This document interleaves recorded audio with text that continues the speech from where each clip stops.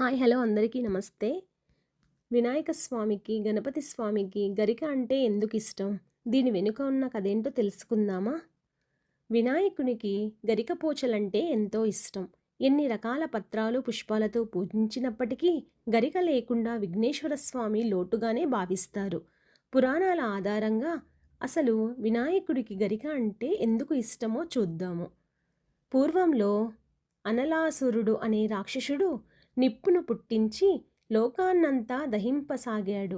అయితే దేవతలంతా వినాయకుడి దగ్గరకు వచ్చి తమను రాక్షసుడు వేడిని పుట్టించి ఇబ్బందులు పాలు చేస్తున్నాడని, తమకు వేడిని పుట్టిస్తున్నాడని, తమను ఎలాగైనా కాపాడమని వినాయకుణ్ణి వేడుకోగా, వినాయకుడు తమ శరీరాన్ని పెంచేసి ఆ రాక్షసుణ్ణి మింగేస్తారు.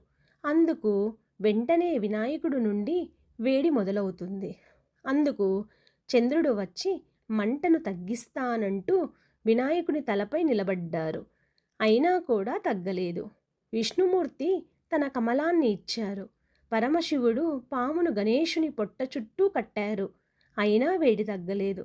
చివరకు కొంతమంది ఋషులు వచ్చి 21 గరికపోచలను వేడి తగ్గిస్తుందని చెప్పడంతో ఆ గరికను గణేశుని తలపై ఉంచారు.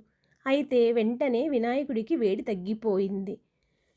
అప్పుడు వినాయకుడు అన్నారు, ఎవరైతే తనను గరికతో పూజిస్తారో వారికి ఎల్లప్పుడూ తన ఆశీర్వాదాలు ఉంటాయని చెప్పడంతో అప్పటి నుండి వినాయక స్వామికి గరికతో పూజిస్తారు.